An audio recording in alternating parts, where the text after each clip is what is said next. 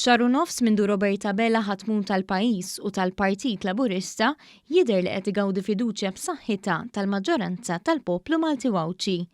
Stħarriġ fil-gazzetta It-Torċa tal-istatistiku Vincent Marmara juri li l-Prim Ministru Robert Abela igawdi fiduċja ta' 59.5%, filwaqt li l-Kap Nazzjonalista Adrian Delia igawdi fiduċja ta' 22.2%. Dan ifisser li hemm distakk ta' 37% bejn il-mexxejja taż-żewġ partiti politiċi ewlenin f'pajjiżna. Bil-kliem Prim Ministru b'saħħtu jiddominaw il-faċċata tal-ġurnal li Stħarriġ jistaqsi lill-votanti li votaw lill-Partit Laburista fl-2017 li ma mexxej ta' partit l-aktar li jafdaw f'Malta. Kważi 96% qalu li jafdaw lil Robert Abela.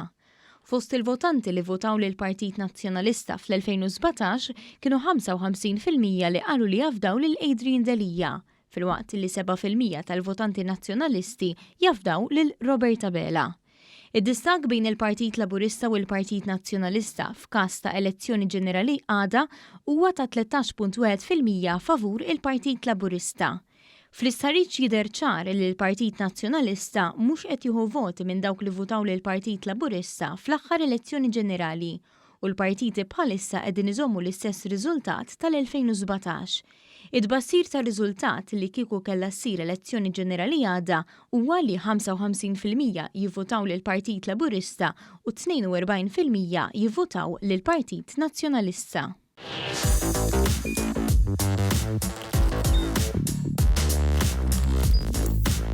Idħol fuq one.com.mt u hemmhekk tista' tara l-programmi kollha li jxandru fuq One permezz ta' One Play.